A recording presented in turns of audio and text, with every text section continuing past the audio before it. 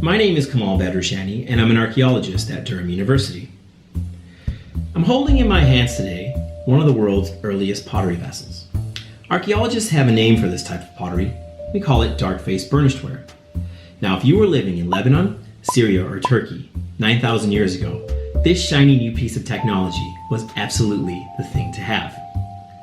Scholars have been studying these types of vessels for a long time, and they saw them as humanity's early experiment with a key technology, ceramic technology.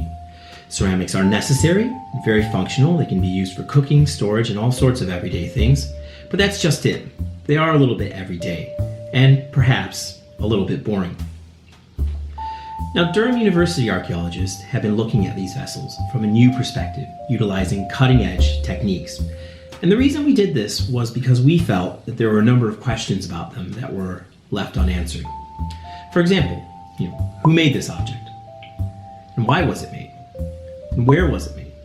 And why do they suddenly appear in many parts of the Middle East, seemingly all at once, about 9,000 years ago?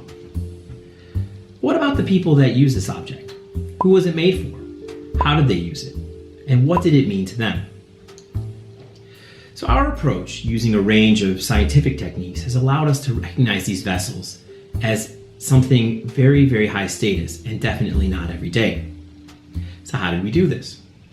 Well, at Durham, we're very, very fortunate to have world-class facilities for the chemical and microscopic analysis of archaeological objects. We have a number of microscopes, both optical and electron, and a range of equipment for chemically analyzing all types of archaeological artifacts. We're also experts in digital visualization, including 3D digital visualization of artifacts. So what we can do with all these facilities is we can use them to examine objects from every possible angle, all the way from the macro down to the atomic, and this sheds new light on them, including how they were used. So for example, looking at this vessel and ones like it under the microscope showed us that it was made from clay formed on a particular type of rock called basalt. Now, the key thing about these vessels is they're found at sites hundreds of kilometers away from the nearest basalt outcrops. So what this shows us is that these vessels were in fact traded over long distances, and that means that they were probably sought after. So with this research in mind, we now understand that these vessels were definitely not everyday, but likely high status objects that were important for displaying status and reinforcing social relationships between groups of people. And what's more is because these vessels were widely traded, we can use these objects to learn more about trade and social interaction in their context where they were used in the world's earliest farming communities.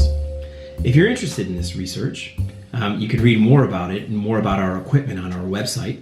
You can also look at our program brochures, or you could sign up for our online open day. Or if you'd like, just get in touch by email. We're very happy to answer any questions you might have. Thanks very much. Look forward to seeing you soon.